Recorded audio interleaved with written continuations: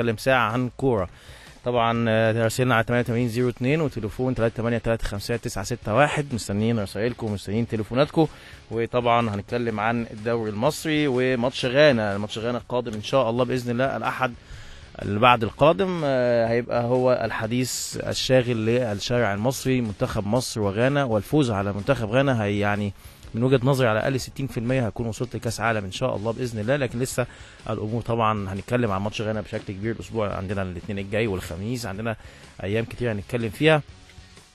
عايز اقول لكم طبعا الدوري المصري بيتلعب دلوقتي الاسبوع الثامن، بيبتدي بالداخليه والشرقيه، بيتلعب من ربع ساعه تقريبا، ومباراه مهمه للفريقين وخاصه النادي الشرقيه اللي بيتزايل القائمه بنقطه واحده فقط من ست ماتشات. طبعا نتيجه صعبه جدا للكابتن طارق يحيى. يعني الشرقيه طبعا صاعد حديثا، ولكن كابتن طارق من اللعيبه او من المدربين المهمين في الدوري المصري حتى الان، يمكن مش قادر يوصل لنتائج المرجوه بالنسبه لنادي الشرقيه. سمعنا طبعا، واللي ما سمعش عارف ان في كان مشاكل ما بين رئيس النادي وما بين كابتن طارق يحيى بشكل كبير جدا. ومشكله نادي الشرقيه مشكله مختلفه عن العالم كله، ان الراعي هو المتحكم في الامور الفنيه وليس رئيس النادي وليس اداره النادي. لاول مره بتحصل بالشكل ده، ان راعي جه قال لهم انا هاخد الفرقه هصرف عليها وانتم ما لكوش اي دعوه، ونادي الشرقيه وافق، اداره نادي الشرقيه وافقت على هذا المضمون يعني، واتعملت العقود بهذا الشكل. وبقى الكابتن طارق مسؤول او بيتعامل مباشره مع الراعي الرسمي لنادي الشرقيه. وده المشكله اللي حصلت، ان رئيس النادي عايز يتدخل ما عرفش يتدخل، فالامور صعبه جدا بالنسبه لنادي الشرقيه. اكيد الفوز هيخلي الامور تهدى شويه النهارده لو فاز نادي الشرقيه على الداخليه. طبعا الشرقيه ما بيلعبش في ملعبه، بيلعب في نادي بنها. لكن خلينا نروح الاول لاحد لاعبتنا المهمين جدا المحترفين في الدوري السعودي، كابتن محمود كهربا. محمود عبد المنعم طبعا كهربا واحد من اهم اللاعبين اللي كان متواجد في منتخب مصر ونادي الزمالك، وراح الدوري السعودي اتالق بشكل كبير جدا جدا، وجات له للاسف اصابه شفناها كلنا، اصابه قويه او مش قويه، ده اللي هنعرفه من خلال تليفوننا مع الكابتن كهربا. مساء الخير يا كهربا. مساء النور يا كابتن حازم، ازي حضرتك؟ ازيك يا جميل، عامل ايه؟ الحمد لله كويس. الحمد لله على السلامه الاول على رجلك، وطمنا عليك. الله يسلمك حضرتك طبعا يا كابتن، وبشكر حضرتك طبعا على الكلام الجميل دوت. انت هداف الدوري السعودي يا كهربا، مشرفنا كلنا مش بس انا يعني. دلوقتي معلش ما انت عشان اتعورت بقى هنعمل ايه؟ ان شاء الله ان شاء الله ترجع بالسلامه. طب قول لي الاول، طمنا على الاصابه. انا شفت الصوره وشفت الماتش كده، وكان شكلك متألم بشكل كبير يا محمود. والله يا كابتن الاصابه اول مره طبعا في حياتي ان انا اتصاب، وان شاء الله تكون اخر مره. اول مره في حياتك يعني كلها تتصاب؟ اول مره في حياتي كلها. ايه ده؟ الحمد لله. ده غريبه جدا بجد والله. والله، وان شاء الله تكون اخر. يا رب ان شاء الله اخر واحده. بس ده برافو عليك يا كهربا، انا الصدق ما ركزتش في الموضوع ده. ان شاء الله. فبالنسبه لي كانت صعبه، لان انا اول يعني حسيت بطقه كده فرقعه. يا ساتر. ده فين، في الضمه ولا فين؟ في الضمه. فخرجت انا كنتش قادر بقى اكمل، خرجت مع الدكتور رشيت عليها، وانا طبعا مش عارف ان انا لو كملت هتزيد، انا ما مش انت ما حصلكش قبل كده الكلام ده صح؟ مش عارف حاجه، فقلت اكمل. فجيت نزلت في اول كوره لسه بجري، لقيت رجلي حاسس ان هي واقفه، وقفت. طبعا مش قادر. راح لقيت نفسي وقعت بس. فالحمد لله كنت خايف بقى قبل، لان قلت يعني حسيت بطقه، فقلت اكيد بقى في قطع في حاجه كده. فالحمد لله يعني عملت اشعه ثاني يوم وطلعت مزق خفيف الحمد لله. يعني كام سنتي قريب من الدم الحمد لله، يعني حاجه خفيفه، مش ان شاء الله مش كتير يعني. قد ايه ان شاء الله الوقت يا محمود؟ ان شاء الله هو دكتور اسبوعين طبعا تأهيل، وان شاء الله اكون يعني جاهز بعد اسبوعين باذن الله. كويس. في توقف دوري بتهيألي الفتره الجايه. الحمد لله. ده هياخد اسبوعين يعني.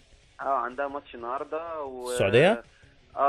ويوم 20 ان شاء الله نلعب النصر، فان شاء الله ارجع قبل ماتش النصر باذن الله نلعب النصر. طب حلو الحمد لله، ده كويس. طيب قول لي، طيب مبسوط في الدوري السعودي يعني، مستمتع بالكرة هناك؟ هل في فرق كبير بين الدوري المصري والدوري السعودي؟ والله يا كابتن هو اكيد طبعا يعني الواحد طبعا مبسوط هناك والدنيا تمام. هو في فرق طبعا يعني عشان خاطر في الجمهور طبعا بيعمل حماس في الملعب. وكمان انا بلعب في نادي هناك، نادي كبير وليه جماهيره، وجماهيره طبعا يعني عظيمه بصراحه. فالواحد يعني حاسس بفرق يعني كبير. بس فالواحد يعني الدنيا هناك مبسوط يعني الحمد لله. طيب برضو خلينا نوضح للناس ان في قريت كده في موقع بتكتب ان في مشاكل الكهرباء، الامور الماديه بالنسبه له هناك مش زي ما كان متفق عليها، مش عارف جابوا عربيه للعيب الاخر نوعها ايه وانت عايز نفس العربيه، الكلام ده. قول لي كده ايه الامور اللي اخبارها ايه معاك؟ هل مبسوط مرتاح ماديا ونفسيا هناك؟ هقول لحضرتك انا يمكن بسمع الاشاعات دي بقى الاسبوع والله، ولا طلعت اتكلمت ولا صرحت ولا اي حاجه. بس هو النقطه كابتن ان انا يعني الحمد لله والدي ووالدتي طبعا مربيني كويس، ان انا عمري اصلا ما ابص لحد في حاجه، يعني ربنا مقسم الارزاق. فالحمد لله انا ما ببصش لحد حاجه، لان يعني بحمد ربنا على اللي انا فيه. فانا هناك ما يعني ولا طلبت عربيه ولا اي حاجه، انا زي ما في مكتوب في العقد ان انا المفروض انا لاعب محترف يوفروا لي كل حاجه، وهم هناك يعني الحمد لله موفرين لي، ومفيش اي مشاكل خالص. الناس هناك بيحبوني، جمهور واداره ولاعيبه الحمد لله. يعني مفيش اي حاجه خالص من الكلام اللي بيتكتب ده، ولا انا قلت عايز عربيه ولا قلت لحد انا عاوز زي حد خالص، يعني الحمد لله. يعني كله عندهم برضو كلام جرايد زينا كده شويه، بعض الاشاعات يعني. لا ولا احنا عندنا ده الكلام ده بس كتير. لا في كتير يا كابتن كتير. لا هناك في حاجات كتير بتحصل يعني. الحمد لله. طيب قول لي برضو اكيد هكلمك على الزمالك شويه. شفت ماتش الزمالك في الشكل الجديد؟ شفت الزمالك في نهائي افريقيا ازاي؟ تابعته فين الماتش؟ كنت هنا ولا هناك؟ يعني قول لي كده كنت عامل ازاي؟ ما بسيبش ماتش والله يا كابتن. ما بسيبش ماتش للزمالك طبعا، اتفرج على كل الماتشات. والله هم في النهايه يا كابتن كان هيكسبوا. كان عندك كنت حاسس ان ممكن الزمالك يكسب الماتش العوده ده، ولا كنت شايف الموضوع صعب؟ لا كنت حاسس، لان حضرتك انا جربت ماتش، كنت بلعب ماتش النجم. ايوه صح. حضرتك لما اتكلمت على ماتش النجم دوت. فحضرتك والله حضرتك ان كنت عندي امل ان احنا نكسب، لان الجمهور هو اللي كان عامل فرق وروح اللعيبه. فهو كان اخر ربع ساعه دي كنا ممكن نجيب هدفين وثلاثه، بس هو ربنا ما اردش بصراحه. كان نفسك تكون موجود في الماتش ده يا كهربا؟ كنت هتفرق. ناس كتير قاعده تقول لو كهربا كان موجود كان ممكن يفرق جدا، خاصه في ماتش العوده بالذات. كنت نفسي والله يا كابتن، كنت نفسي بجد يعني. اللحظه دي كنت نفسي ان اكون موجود. طيب شايف الزمالك دلوقتي ازاي بعد افريقيا وبدايه الدوري مع مؤمن سليمان؟ شايف يعني انت ما اتمرنتش مع مؤمن اعتقد، انت مشيت انت مع الكابتن محمد ما حضرتش مؤمن، لكن قول لي كده الزمالك بدايته شايفها ازاي؟ والله الزمالك ماشي كويس والله، جاب لعيبه كويسه وعناصر كويسه يا كابتن. وانا شايفهم والله يعني ماشيين كويس، وان شاء الله يعني السنه دي يعملوا حاجه باذن الله، لان القوام الاساسي هو برضو هيفرق مع الزمالك، اللي هم القدام هم اللي هيفرقوا مع الزمالك وهيساعدوا العناصر الجديده. فهم شكلهم كويس وربنا يكرم يعني ان شاء الله اللعيبه الجديده ويثبتوا نفسهم في نادي الزمالك. طب مين من الجداد عجبك في نادي الزمالك يا كهربا؟ يعني مين شدك حسيت ان ده لعيب كويس، لعيب جامد، لعيب هينفع نادي الزمالك؟ والله عجبني محمود حمدي المدافع جدا، والمستقبل لان هو لسه صغير يعني في المستقبل، ودونجا وريكو. ريكو عجبك؟ يعني ظهر بشكل كويس في الماتشين اللي لعبهم؟ هو ريكو هيظهر بشكل كويس يا كابتن مع التأقلم، هو احمد رفعت واللعيبه يعني اللي هم اللعيبه الحريفه هيظهروا مع الوقت، يعني مش ماتشين يعني ان شاء الله. فدول يعني لعيبه كويسه ان شاء الله في نادي الزمالك ان شاء الله باذن الله. عايز هترجع الزمالك السنه الجايه ولا هتكمل في السعوديه؟ سؤال صعب قوي. ليه؟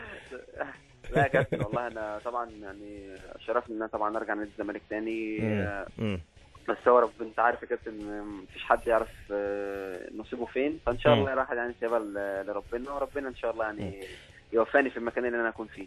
كهربا بتحب دايما تكون اساسي؟ يعني لما بتبقى عندك مشكله وحد طلعك من الماتش، لو حد حطك احتياطي بتبقى مش مبسوط، بتبقى بيقولوا بتعترض بتتكلم، ولا شايف ان ده طبيعي في كره القدم ان انت لعيب عايز تلعب دايما من 11؟ بص والله يا كابتن هو اكيد طبعا اي لعيب بيبقى نفسه يبدا يلعب مع ال11 ونفسه ما يطلعش من الملعب، بس هي دي كره القدم. بس انا مش بعترض ولا حاجه، انا بس يعني انا يمكن بتعصب شويه لما بكون مثلا متعادل او خسران وما عملتش حاجه في الماتش اللي يعني ساعدت زمايلي. فدي اللي اللي بتضايق منها، لان انا ببقى نفسي اصلا اهم الاول ان انا اساعد زمايلي وان انا افرح الجمهور، فدي بتبقى مشكله عندي يعني، فبتسبب عليا ضغط. بس ادي النقطه يعني. ربنا يكرمك كهربا ونشوفك دايما في احسن حال وترجع سريعا للملاعب ان شاء الله. نشوفك مع النصر باذن الله ضد نادي النصر السعودي. حبيبي اول دوري ان شاء الله لغايه دلوقتي ولا نزلتوا الثاني ولا الكام؟ اول الدوري ربنا يكرم ان شاء الله. الحمد لله. هتروح ماتش الزمالك بكره ولا صعب؟ لا ان شاء الله يا كابتن والله هروح باذن الله. ان شاء الله الناس تنبسط بيك دايما ومبسوطين بيك دايما ان شاء الله. طبعا بتمنى طبعا التوفيق بس منتخب مصر. ايوه لسه هجيلك صح. تكون هنا ولا كنت سافرت؟ لا مش عارف والله يا كابتن. انا احتمال يعني لا اكون هنا، لا اما هناك اكمل علاجي، لان هناك يعني اكمل علاجي احسن قبل الفتره ديت عشان اتمرن مع اللعيبه. عشان عندنا ماتش يوم 20 ده ماتش صعب. فان شاء الله يعني ربنا ممكن مصر تكسب الماتش ده كهربا. يعني انت من المنتخب القومي الاساسي ان شاء الله. ان شاء الله اكيد يا كابتن نكسبه باذن الله. لو مصر كسبت شايف الامل هيكون قرب قوي لكاس عالم في روسيا؟ احنا ده بص يا كابتن، يمكن احنا في المنتخب بنقول لو ان شاء الله نكسب ماتش غانا 90% نوصل كاس عالم ان شاء الله. كنت بتفكروا في ماتش غانا اللي كان من سنتين ثلاثه ده بتاع 6 حد في دماغه الكلام ده، ولا ده حاجه انتهت ومالكوش دعوه بيه؟ لا يا كابتن والله كل لاعب بيتفكر. وانا يعني يمكن انا زعلت بعد الاصابه، زعلت قوي ان انا كنت نفسي اكون موجود في ماتش غانا دوت. انت اول ماتش منتخب اول لعبته كان غانا اللي هنا صح؟ كان اول ماتش كان غانا. كان برادي لعيبك هنا فعلا اول ماتش. وهناك كنت قاعد احتياطي. انتقام بقى، عايز تنتقم. كنت نفسي كانت، لان هو مش زي الاول. ايوه صح، هم كلهم جداد واحنا مش زي الاول، احنا بقينا احسن. بس احنا يعني الحمد لله احنا يمكن احسن منهم ان شاء الله. ربنا يكرم ونكسب باذن الله. ان شاء الله ان شاء الله. كهربا دايما منور ودايما بنبسط بيك ومتالق ومشرف الكره المصريه في السعوديه. اشكرك كابتن محمود، شكرا جزيلا. محمود عامل كهربا طبعا نجم مصر ونادي اتحاد جده ونادي الزمالك طبعا معاون لاتحاد جده السعودي اللي عامل شغل موسم حتى الان من هدافين الدوري. كان طبعا لغايه لما اصيب، لكن ما شاء الله اهداف رائعه يعني انتداب مهم جدا لاتحاد جده السعودي. خلينا نطلع لفاصل. مستني رسائلكم على 8802 ومكالماتكم على 383356961. تاني ومعاكم حازم امام على راديو هيتس، ونتكلم ويمكن مسجات. يعني مش هنعرف نعمل مكالمه يا كابتن حازم، مشغول ومحدش بيرد والله. بنرد ومعانا اهو تليفون، معانا شريف على التليفون. يا محمد معلش اشتغل تاني، وبعد التليفون شريف خش معانا. بعت رسائل كتير والرصيد خلص، معلش عندي انا. محمد خش معانا. كول مي يا كابتن حازم، يور فون از بيزي از يوجوال. والله يا مصطفى معلش عشان معانا تليفون. خلينا نروح لشريف على التليفون. مساء الخير يا شريف. مساء النور يا كابتن حازم. ازيك يا شريف، اخبارك ايه؟ معرفش انت تفتكرني ولا لا. انا اللي كلمتك قبل ماتش سان داونز، كان يوم الخميس اللي قبل الماتش بتاع الذهاب. والله ازيك؟ اعمل ايه؟ كله كويس؟ كله تمام الحمد لله. قول لي يا شريف.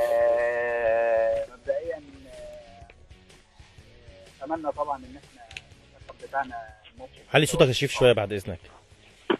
بتمنى طبعا الماتش الجاي ده ان شاء الله بتاعنا يعني نجيب نتيجه كويسه طبعا، عشان خاطر هتفرق معانا في التصفيات بشكل كبير جدا.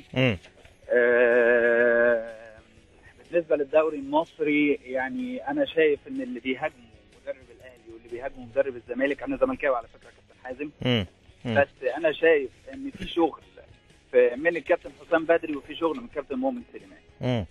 فبصراحه ان كان الجمهور دوت او الجمهور ده صعب قوي ان يبقى الهجوم كده كتير، يعني زي ما بيقولوا. طب هما بيهاجموهم ليه يا شريف من وجهه نظرك؟ يعني هو الهجوم عشان خاطر النتائج. يعني مثلا الاهلي الماتش اللي هو بتاع الاتحاد دوت، يعني انا بكلمك كواحد كروي، ما بتكلمش بقى على ميول. انا طبعا من جوايا فرحت ان الاهلي خسر نقطتين اكيد، بس بصراحه الاهلي كان كويس هجوميا كان مستوى حلو جدا. وبعدين ما ضيع جوان كتير فعلا. ما بيلعبش فرقه ضعيفه يا جماعه. الاتحاد فرقه دلوقتي فرقه تقيله. صح. الزمالك لما تعادل مع سموحه فرقه تقيله مش فرقه صغيره. صح. فما ينفعش ان احنا انا بتاع ده دوري ده يعني هتكسب وهتخسر وهتتعادل، واللي بيجمع نقط كتير.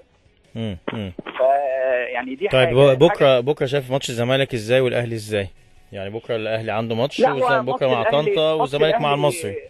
الاهلي ماتش سهل نسبيا بيتهيألي بالنسبه للاهلي، لان خبرات طنطا في الدوري ضعيفه، برغم ان الفرقه دي فيها 2 أو 3 لعيبه حلوين قوي، بس انا شايف ان خبرات طنطا قصاد خبرات الاهلي هتبقى بعيده قوي. فبيتهيألي يعني 3 نقط محسومين للاهلي. تمام. لكن المصري حتى وان كان فقد من القوام بتاع السنه اللي فاتت كذا لعيب، بس حسام حسن يعني بيعرف يعني يحفز همم اللعيبه، يخليهم يطلعوا اقصى ما عندهم، وبيعرف يلعب ماتشات اهلي والزمالك كويس. الماتش ده هيبقى صعب على الزمالك.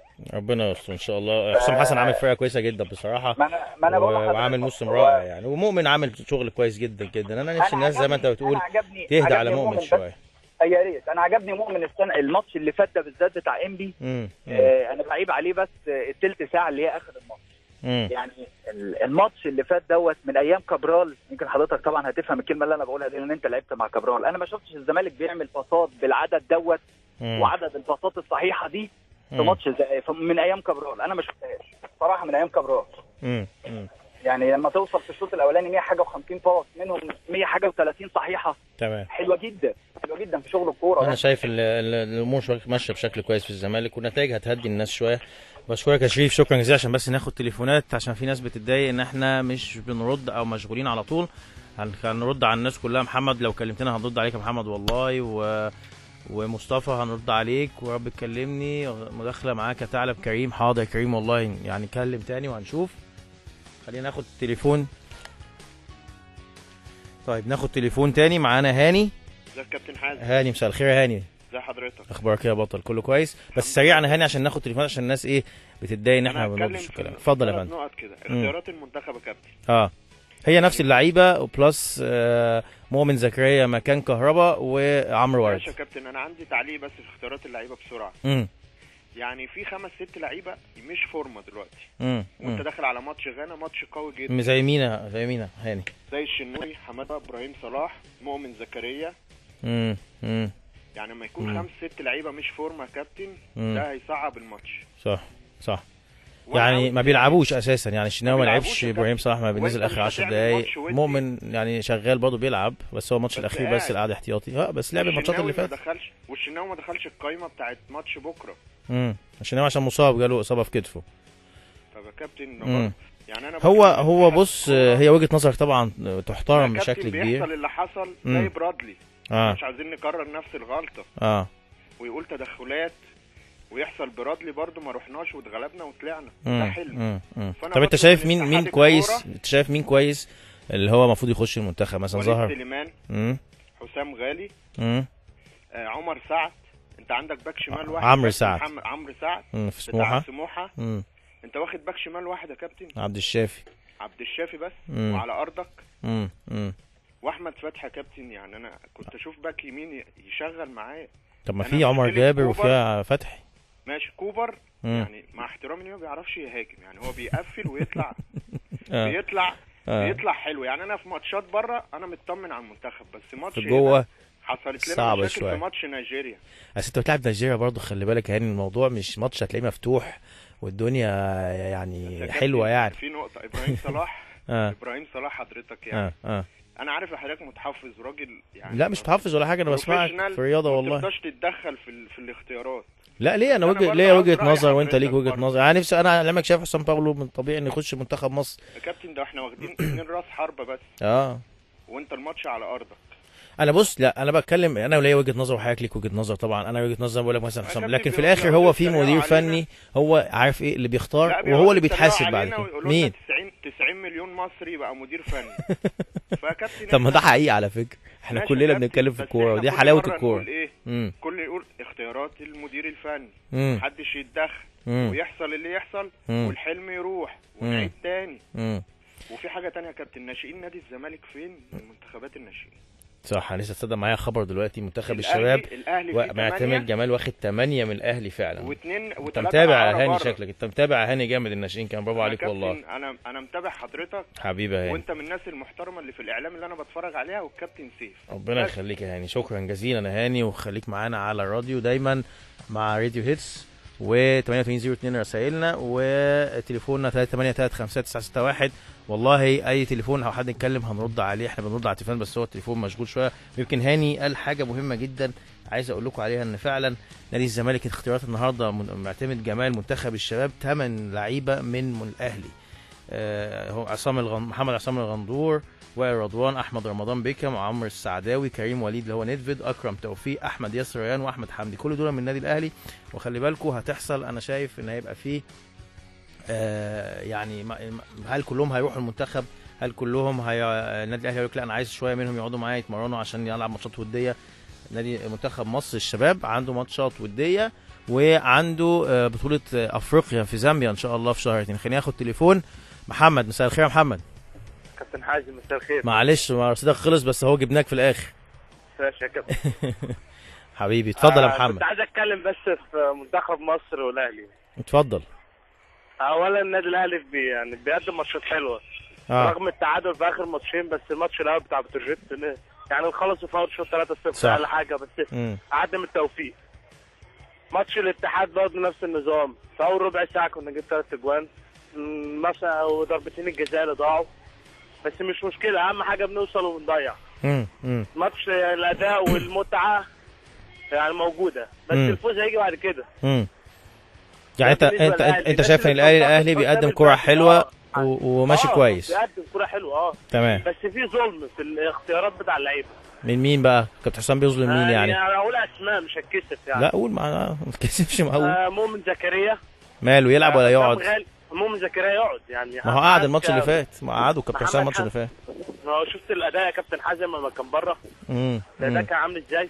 هو مؤمن زكريا عيبه حاجه واحده، ان هو بياخد الكوره بيتطرف، ما بيلعبش الكوره هجوميه زي العناصر الموجوده. انا مستغرب ازاي واحد زي ميدو جابر ومحمد حمدي زكي بره وصالح جمعه والسوليه برضو يعني في اوقات برضو بيطلعوا ماتش بتروجيت ونزل حسام غالي، مش عارف التغيير ده مجامله ولا ايه النظام. بس حسام بس عمرو السوليه يعني كابتن حسام بدأ مديله مساحه كبيره جدا، بيلعب كل الماتشات دلوقتي، كان السنه اللي فاتت ما بيلعبش خالص.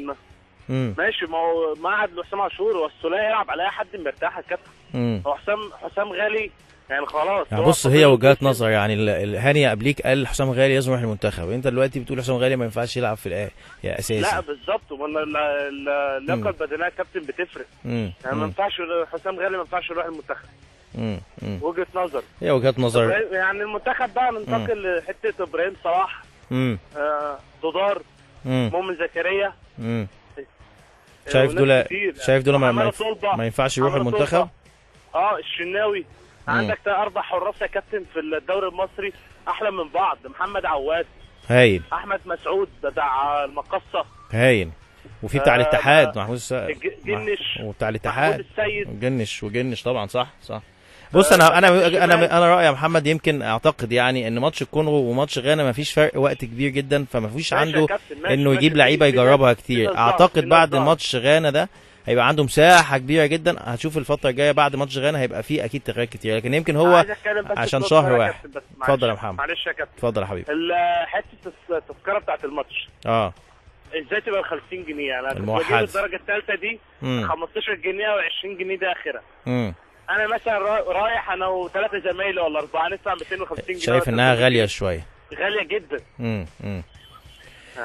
هو بص، وجهة نظر الاتحاد ان هو ماتش مهم ويعني الناس عايزه تيجي، وان هو دلوقتي 50 جنيه يعني تقريبا يعني 2 يورو او 3 يورو او 2 دولار 3 دولار، فبالتالي يعني عدد قليل، يعني رقم قليل بالنسبه. طبعا ده حل، لا طبعا مش مصر بس، هو النظريه ان هو شايفين ان ال 50 دي هتخلي في ناس كتيره تيجي، في فلوس تتلم، لان كتير محتاج اتحاد الكوره فلوس في الفتره الجايه عشان المشاكل الماديه.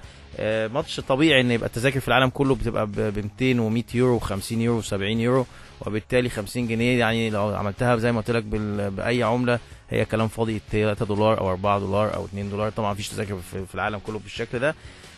على فكره التذاكر هتبقى كمان كان هتبقى اغلى من كده، لكن اتحاد الكوره يعني قال لي ينزلها شويه عشان يمشي مع الدنيا في مصر شويه. لكن طبعا اكيد هي يمكن اول مره 50 جنيه فرقم كبير جدا بالنسبه لبعض الناس طبعا، واحنا عارفين الحاله عندنا مش كل الناس يعني تقدر تدفع 50 جنيه، لكن هنحاول نتكلم مع الناس تاني ونشوف، ممكن الماتش اللي بعديه يبقى ينزل شويه. خلينا نطلع لفاصل وناخد رسائلكم بعد الفاصل ومكالماتكم، وخليكم معانا على راديو هيتس و8802. حازم امام معاكم لغايه الساعه 4. والزمالك هيلاعب المصري. الاهلي، خلينا نبتدي بالاهلي عشان ماتشه بدري. الاهلي مع طنطا على حسام بدري. قايمه شريف اكرامي، محمد الشناوي، واحمد عادل، 3 حراس مرمى، لان شريف اكرامي يقال النهارده جاله انكر رجله. شريف اكرامي عنده مشكله في انكر رجله وممكن ما يلعبش الماتش. احمد فتحي، محمد هاني، احمد حجازي، سعد السمير، ومحمد نجيب، علي معلول، صابر رحيل، حسام غالي، حسام عاشور، عمرو السوليه، اكرم توفيق، وليد سليمان، مؤمن زكريا، ميدو جابر، وجونيور اجاي، وعبد الله السعيد، وجون انطوي، وعمرو جمال، وصالح جمعه. متعب مش موجود برضه. ما اعرفش انا مع يعني طبعا احترامي الكامل لكابتن حسام بدري، بس عايز السؤال، هل في راس حربه في الاهلي طبيعي او تقليدي او جامد جدا جدا لدرجه ان متعب ما بيبانش يعني بقى لنا اهو في الاسبوع الثامن ما لعبش ولا ماتش تقريبا متعب غير ربع ساعه ولا 5 دقائق؟ ما اعرفش، وجهه نظري ما دام كل ماتش بنغير راس حربه وما دام كل ماتش فيش حد يعني باين قوي ان هو يعني باور جامد او ان هو قوي جدا او ان هو يقدر يحل يعني مشاكل كتير، دايما الناس كلها بتقول على ان مشكله الاهلي مفيش راس حربه صريح. طب ما جربوا متعب يا جماعه، يعني انا متهيألي متعب ده اكيد وهو حتى لو ب 50% يعني بخاف منه، الناس كلها بتخاف منه، تعمل له حساب. طب ما تجربوش، معنى هو الوحيد اللي ما جربش، يعني اشمعنى شفنا انطوي وشفنا اجاي وشفنا عمرو جمال، طب ما تشوفوا متعب، يعني ده متعب هو الاساس وهو كان نجم مصر والهداف التاريخي والهداف النادي الاهلي. ما اعرفش يعني انا ما اعرفش هل هو بيتمرن وحش بقى مع الله، في طبعا حاجات صغيره ممكن تفرق في التشكيل او تفرق في القائمه، لكن انا بشوف من بره ان احنا شفنا اجاي جاب جون طبعا عالمي الماتش اللي فات، لكن برده مش راس حربه تقليدي، بينزل على طول السلم من تحت. عمرو بيلعب على سطر ويسيب سطر، برده مش اللي هو مقنع قوي ان هو يبقى راس حربه النادي الاهلي. انطوي مش مقنع قوي ان راس حربه النادي الاهلي. طب يا جماعه ما تدوا للراجل اللي هو كان راس حربه النادي الاهلي، ما تدوا له ماتش. يعني طنطا ده مثلا، مع احترامي الكامل لطنطا، ممكن يلعب ماتش طنطا متعب، ممكن يلعب ويلعب كويس كمان، ياخد الثقه فيه وتلعبوا بعد كده ماتشات ثانيه تكسبوا. انا ما اعرفش والله، يعني مش عارف، بس انا يعني متعاطف مع عماد بصراحه بشكل كبير جدا. برضه قائمه الزمالك، قبل ما اخد تليفون اقول قائمه الزمالك سريعا. محمود جنش وعمر صلاح، خط الدفاع محمد ناصف وشوقي السعيد واحمد دودار وعلي جبر ومحمود حمدي واسامه ابراهيم وحسني فتحي. طبعا حسني فتحي ظهر بشكل رائع الماتش اللي فات. خط الوسط ابراهيم صلاح، محمود دونجا، احمد توفيق، احمد رفعت ورمزي خالد، مصطفى فتحي اللي بس طلع دلوقتي للاصابه في الركبه، يعني مصطفى فتحي بره التشكيل، ومعروف يوسف محمود شيكابالا. خط الهجوم احمد جعفر، مايوكا، باسم مرسي، بيغيب السانلي ومحمد ابراهيم ومحمد مجدي ومحمد مسعد وعلي فتحي واسلام جمال وصلاح ريكو وطارق حامد وايمن حفني الاصابه، وطبعا مصطفى فتحي زي ما قلت لكم واحمد الشناوي. هتلاقوا ان خليني بس بعد ما نشوف الماتشات ان النهارده الحمد لله يقال ان شريف اكرامي مصاب، هيلعب بكره ولا لا ده هيتحدد النهارده، والشناوي مصاب في كتفه. هل الكلام ده هيكون في استبعاد من المنتخب ولا لا؟ هنشوف. لو شريف لعب طبعا مش هيبقى في استبعاد، ما اعرفش الشناوي هيبقى مستبعد بقى ولا لا بعد اصابه كتفه. خلينا نروح للتليفون مع محمد. احمد مساء الخير يا ابو حميد. محمد واحمد 2-1 يعني. ازيك يا ابو حميد، عامل ايه؟ الحمد لله تمام حبيبي يا ابو حميد. اتفضل قول لي سريعا بقى عشان ناخد تليفونات كتير، عشان الناس ايه يعني بتزعل مننا احنا ما بناخدش تليفون. اتفضل يا احمد. انا بايد رايي يا كابتن في حوار متعب. انا نفسنا نشوف متعب. انا اكتر حاجه بتعجبني في الزمالك انا اهلاوي، بس اكتر حاجه بتعجبني في الزمالك اللي هو جرب. بص وطي ايه في الراديو بس من عندك من العربيه واسمعني من التليفون يا احمد بعد اذنك. تمام يا كابتن. ايوه كده اتفضل. اكتر حاجه بتعجبني في الزمالك هو بيلعب اللعيبه كلها، بيدرب اللعيبه كلها، لكن متعب ما لعبش، حمدي زكي ما لعبش، ميدو جابر ما لعبش، في ناس كتير في الاهلي ما لعبتش. اكرم توفيق لعب دقيقتين وقعد. هو عجبني الكابتن حسام البدري لما لعب عمرو السوليه. عمرو السوليه بيحسن، ظهر كويس، ظهر بشكل كويس قوي عمرو. ايوه. انا عايز اسالك سؤال يا كابتن بس بليز، يعني ارجوك يقومني عليه. قول لي يا حبيبي. مهيب عبد الهادي اهلاوي ولا زملكاوي؟ عشان اشمعنى؟ بص يا كابتن انت حاسه ايه؟ قول لي. مش عارف، اصل انا اهلاوي واللي جنبي يقول زملكاوي وبقى اكتر. طب ده قمه الحياديه يعني، مهيب بقى مهني جدا، انت مش عارف ده ايه. ايوه طيب. ماشي، هو قمه الحياديه الصراحه، بس انا عايز اعرف. انا مهيب لسه كان معايا دلوقتي حالا، لسه ماشي بيسمعنا في الراديو، خليه هو يرد عليك. انا ما اقدرش اقول ده مش بتاعي، عارف انت بتقول لي انا حاسب هجاوب، لكن عشان ما نخلصش عليه يا ابو حميد. شكرا يا احمد. بشكرك يا احمد شكرا جزيلا. زميلنا مهيب عبد الهادي طبعا، وده على فكره يعني بيبين الناس انها برضو في حياديه، انه ما بيبينش هو ايه اهلاوي ولا زملكاوي، ودي حاجه كويسه جدا. النمره مش بتجمع. احمد الجواري والله احنا تليفوننا شغال اهو يا ابو حميد، وخش معانا في اي وقت. مصطفى نفس الكلام. عايز اقول انا اوفا واحمد جبر، انا اوفا واحمد جبر بنحبك يا حازم، وسيد ضاحي بيحب مرتضى منصور. ماشي ربنا يخليك يا اوفا. طيب عايز اقول لكم برضه حكام مباراه الخميس في الدوري الممتاز النهارده، طبعا مباراه الداخليه والشرقيه. عوض سعفان ومحمد عبد القادر ومحمد عظيم الفيوم، وعصام هنداوي حكم رابع. ووادي دجله مصر المقصه صبري ابراهيم وخالد حمزه وتامر رشاد ومجدي خاطر حكم رابع. الاتحاد والانتاج الحربي محمد الحنفي ورضا جبر وهيثم رمضان عرفات حكم رابع. اسوان والنصر للتعدين وليد عبد الرازق ومعتز مصطفى ووائل عاطف وعدنان محمد حكم رابع. المقاولين وسموحه محمد ابو خاطر احمد حلمي مدحت عوده وعاطف حسين حكم رابع. خلينا ناخد تليفون. مصطفى، مساء الخير يا مصطفى. ازيك يا كابتن حازم؟ ازيك يا درش، عامل ايه؟ كله تمام، كله كويس. انت طمنا عليك. ما هو شفت بقى بنرد والله على الناس كلها. الحمد لله. بص يا كابتن حازم، انا مش هطول عليك. انا بس هتكلم في 2 بوينتس. اول واحده اللي هو الجمهور. يعني انا عشان اتعسفت شويه في موضوع الجمهور ده، بس انا بقالي كتير فعلا ما رحتش. يعني كان اخر ماتش اصلا رحته كان ماتش الافريقي اللي هو الناس نزلت فيه والجلابيه، وبعد كده رحت اوكي ده من زمان قوي ده. لا، وبعدين رحت الزمالك بقى بتاع ال 20 شهيد الله يرحمه. الله يرحمه. ماتش امبي.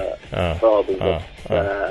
بص، يعني انا رايي بس في الموضوع كله هي موضوع حقوق. يعني الجمهور فعلا لو عارف حقوقه ايه صح خلاص الموضوع فعلا هيتحل. بلس ان انت موضوع البرايسنج، يعني انا عامه مش مقتنع شويه بموضوع ال 50 جنيه ده. انت لازم تعليه شويه عشان يعني مستجارانتي كاتيجوري من كفلتر ان الناس تبدا تفهم واحده بواحده. بعد كده هتقلل السعر. بس هو موضوع 50 بس يا كابتن عشان هو موضوع في برج العرب، ففي ناس ممكن تيجي من القاهره سفر.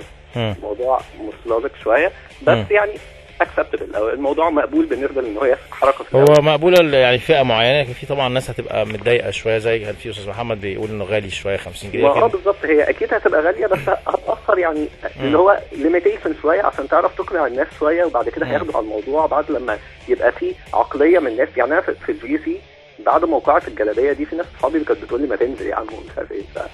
تنزل فين؟ تنزل الملعب يعني ولا تنزل تروح فين؟ الموضوع مش كده يعني. هو فعلا لو انت فاهم ان انت الملعب ده محرم او مش محرم، يعني انت هتنزل تعمل ايه؟ يعني هتجري تلعب مع اللعيبه ولا هتعمل ايه؟ يعني الموضوع مش مفهوم برضه. بس هاجم البوينت دي على بوينت ثانيه. موضوع الفولنتيرنج او التطوع. يعني في ناس عامة، يعني بما ان حضرتك في اتحاد الكورة، فاللي هو يعني فكرة الفولنتيرنج او اللي هو تستخدموا شباب جامعات او يعملوا ايه في التنظيم يعني والدخول وكده. يعني صح. او مش لازم في التنظيم، حتى يا كابتن في موضوع الميديا. يعني ان يبقى في بريس كونفرنس كده معين او حتة مؤتمر صحفي يحكموا الناس مين اللي يدخل مين لا. انا على ما اعتقد لا يعني ايه مش فاهم يا مصطفى. يعني ايه مؤتمر صحفي يقولوا الناس مين يقعد؟ لا ان هو الدخول بس مثلا الصحفيين دخول البريس كونفرنس يعني. بالظبط. المؤتمر الصحفي. طب ما هو دايما بيبقوا صحفيين. مين اللي بيبقوا صحفيين يعني؟ ولا ايه؟ انت عارف ان في ناس ساعات بتدخل اوكي عايزه تدخل تسمع اي حاجه. تمام بس انا على ما اعتقد اصلا الموضوع ده كان دكتور يعني باشمهندس خالد وكابتن هاني الوريده برضو كانوا عاملينها اساسا وقت كاس افريقيا 2006 وقت اسمه ايه ده كمان كاس العالم للشباب اللي هو كان فيه احمد عجازي اصلا بيلعب. احمد 2009 كاس العالم اللي كان في مصر. بالظبط. يعني انا كان في واحد. لا، ما هي في افكار كتيره وفي شغل كتير، لكن هي عارف ايه يا مصطفى زي ما انت بتقول. انت الناس لازم يعني انا متهيألي ماتش الزمالك ده ابتدى يخلي الناس يعني تتفتش وتتقبل التفتيش وتعرف ان هو حاجه كويسه ليك والناس اللي حواليك جوه. والحمد لله الدنيا كانت كويسه بشكل كبير جدا في ماتش الزمالك. ماتش غانا ده نفس الكلام. الناس تبتدي تتقبل فكره انها يبقى في قانون تشتغل عليه، يبقى في ان هي تتفتش وهي داخله الملعب وتخش تستمتع بحياتها جوه. فده يعني كنا الاول في ناس يقول لا انا ما بفتش ولا انا لازم ما اخشش بتذكره، انا مثلا انا بحب النادي ما ادفعش. فابتدت الناس دي نوعا ما ممكن تشوف شكل مختلف بيتحسن يعني خصوصا ان في شركات تامين دلوقتي بدات تدخل في الموضوع. بس يعني اي ثينك ان يعني زياده عدد الناس دي هي بص وجهه نظري هي من الطرفين لازم يبقى في يعني تقريب لغات نظر من الطرفين. يعني كل واحد لازم يسمع للتاني شويه عشان احنا نستمتع في الكوره في الاخر في الملعب. يعني شفت ماتش الزمالك الناس كانت عامله زي انا كنت مبسوط فيه، بنات وفي سيدات وفي ولاد صغيرين، واحد جايب عياله ومش خايف، ودي مهمه جدا. الاول كان حد يقول لك يا عم لا ما يروحش يحصل حاجه، لا في بقى دلوقتي الحمد لله ثقه بشكل كبير ان في التنظيم، وان شاء الله ماتش غانا كمان يبقى تنظيم رائع باذن الله. هو زي ما قلت لحضرتك موضوع حقوقه في الاول يعني، هو لو الجمهور عرف حقوقه خلاص يعني. صح. بشكرك يا مصطفى شكرا جزيلا. طب قول لي بسرعه، قول لي اتفضل بسرعه. بس هو يعني استعمال برضو الديزاينز، او يعني اللي هو ديزاين السادات او ديزاين الدوري الدرع نفسه والحاجات دي نفسها والله بنحاول يعني نغيرها يا مصطفى. يعني انا من دماغي دلوقتي من اول ما جيت ان احنا نغير المواضيع دي كلها. ان شاء الله هيبقى في ريبراندنج للاتحاد ولللوجوز بتاعت الاتحاد وللدرع الدوري وكاس. بنحاول نشوف شركه تعمل لنا المواضيع دي او ناس تبعت لنا حاجات وبنشتغل عليها والله يا مصطفى ان شاء الله باذن الله. بشكرك يا مصطفى شكرا جزيلا على التليفونات. طيب خليكم معانا على تليفوناتنا. عايز اقول لكم برضو لسه اسلام عندنا حاجه ولا معانا شغال؟ طيب لغايه دلوقتي تعادل بين الداخليه والشرقيه وفوز المقصه، او يعني لغايه دلوقتي فوز مقصه على وادي دجله 1-0 حتى الان. برضو المهتمين بالدوريات عايز اقول لكم ماتشات الاسبوع الجاي السبت والحد القادمين، لان الناس بتحب دلوقتي تتفرج على كوره اوروبيه. اتكلمنا على الدوري المصري يوم السبت على الدوري الاسباني. طبعا الدوري الاسباني ريال مدريد الاول 24 نقطه، برشلونه الثاني 22 نقطه، واتلتيكو الثالث هو اشبيليه ب 21 نقطه. في يوم السبت في طبعا الجمعه هيبتدي 4 نوفمبر مالاجا وخيخون، وبعدين الخميس وبعدين السبت 5 نوفمبر جرانادا وديبورتيفو لا كورونا، وريال سوسيداد اتلتيكو مدريد، اوساسونا وديبورتيفو الافيس، ولاس بالماس وايبار. الحد بقى ريال مدريد هيلعب وسيلتا فيجو مع فالنسيا، واسبانيول مع اتلتيكو بلباو، وفياريال ريال بيتيس، واشبيليه مع برشلونه. ده الدوري الاسباني. خلينا نروح للدوري الايطالي برضو. يوفنتوس طبعا اتربع على جدول الترتيب على القمه ب 27 نقطه، روما 23 وميلان 22 ولاتسيو 21 ونابولي 20. ميلان لاول مره من 5 سنين تقريبا يوصل للمركز الثالث، ودي طبعا يعني انجاز بجميع المقاييس بالنسبه لمونتيلا المدير الفني. يوم السبت ماتشات تبتدي تورينو وكالياري ونابولي ولاتسيو، ده قمه يمكن الاسبوع الثاني عشر بالنسبه للدوري الايطالي. مفيش ماتشات مهمه قوي. يوم الاحد بيسكارا امبولي، كييفو فيرونا يوفنتوس، باليرمو ميلان، جنوا اودينيزي، ساسولو اتلانتا، انتر ميلان كروتوني، فيورنتينا هيلاعب سامدوريا، روما وبولونيا. طيب خلينا ناخد تليفون. مصطفى كامل. مصطفى مساء الخير. مساء الخير يا كابتن حازم. ازيك يا درش عامل ايه؟ حضرتك اخبار حضرتك يا كابتن؟ طمنا عليك. انت في عربيه ولا في بيت ولا في شغل؟ لا في العربيه. لا في العربيه جوه مدينتي كده عادي الدنيا حلوه. فين مدينتي؟ طب انت في اخر الناحيه الثانيه خالص من عندنا يعني. بقى عكس خالص. الدنيا هاديه عندكم في مدينتي كويسه؟ الحمد لله. مفيش زحمه يعني؟ لا مفيش خالص. طيب قول لي يا مصطفى، هتتفرج على ماتشات الدوري ولا هتتفرج على الدوري الاوروبي ولا ايه؟ انا هتكلم على ماتشات الدوري ان شاء الله. قول. انا زملكاوي اصلا. تمام. بس عجبني رايك قوي في موضوع عماد متعب، عشان انا من الناس اللي بتحب عماد متعب جدا يعني. فعجبني رايك ان هو لازم ياخد فرصه، ان كلهم اخذوا فرصه، كل رؤوس حربة الاهلي اخذوا فرصه، وكلهم ما اثبتوش مثلا ان هو اللي هيبقى ايه في راس حربه كده يقول لك لا ده هو ده اللي هيبقى ثابت على طول. صح. هو ده. لا لحد دلوقتي ما فيش. حتى اجاي كان في اخر ماتش كان حلو جدا، بس مش راس الحربه الصندوق، مش متعب. حتى انت ممكن تلعبه زي ستانلي وتجيبه من تحت يجي من ورا والكلام ده كله. فمتعب لا متعب محتاج يعني يستحق ان هو ياخد فرصه. تمام.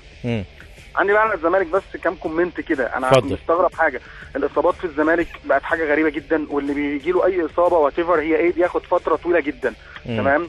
فدي في كومنت كده. مين طويل؟ مين خد فتره طويله يعني جدا؟ انا مش مقتنع ان ستانلي يجي له شد في العضله يغيب ده كله، يقعد 3 ماتشات ما يلعبش. علي فتحي بقى له فتره طويله جدا جدا جدا. بس علي فتحي عنده اصابه قويه، عنده التهاب في الاربطه. التشخيص الاولاني بص يا كابتن حازم، انا هبقى متفق معاك جدا لما يكون في تشخيص بيقول لي الراجل ده هيقعد 6 سنين، انا اوكي. لكن ما يجيش تقول لي ده التشخيص هيقعد شهر وهيلحق نهائي افريقيا بره. لا ده هيلحق نهائي افريقيا في العوده في مصر. لا ده مش هيلحق لا ده ولا ده. فكل شويه التشخيص بيتغير والمده بتتغير. ده دليل ان مفيش يعني حاجه ملموسه قوي ان انا عايز اعرف هو عنده ايه وهيغيب قد ايه. لكن علي فتحي ده اتقال انه هيرجع 3 4 5 6 مرات. صح. لو تفتكر معايا لو انا مركز يعني. صح. تمام. فدي مشكله. لا انا كده في تشخيص. بس هو هقول لك حاجه، الشد بيقعد من 10 ايام لاسبوعين حسب درجه الشد، وستانلي ما بقوش يعني. هو خلي بالك الماتشات كل 3 ايام برضه، فده انت حاسس ان هو بقاله كتير، بس هو قعد ماتشين بس يعني في اسبوع قصدي يعني، فاهم؟ لسه برضه يعني قدامه ممكن كمان اسبوع كمان. تمام. الاصابات بس انا بتكلم ان جنرال. لا صح، وجهه نظر ان دلوقتي بقى مهم جدا الاعداد البدني. انا هتكلم معاكم في الحلقه الجايه على فكره على موضوع مهم جدا، وهو تحليل الجديد اللعيبه بتعمله وعن طريق الDNA. ده مهم جدا جدا، ويخلي اللعيبه ازاي تنقيها من الاصابه عن طريق الاكل وعن طريق الشرب وعن طريق يشتغل ازاي. حاجه مهمه جدا فتحتها معانا مصطفى، هنفتحها معاك الاسبوع الجاي ان شاء الله. بشكرك مصطفى شكرا جزيلا، بشكركم شكرا جزيلا اعزائي المستمعين. طبعا بشكر كل الناس اللي كلمتنا وكل الناس اللي بتحاول تكلمنا، انا عارف في ناس كتير بتكلمنا لكن والله احنا بنرد على قد ما نقدر. بشكركم شكرا جزيلا، نشكر صلاح في الاعداد طبعا واسلام على الميكسر، وانا معاكم حازم امام. اشوفكم الاسبوع الجاي ان شاء الله يوم الاثنين القادم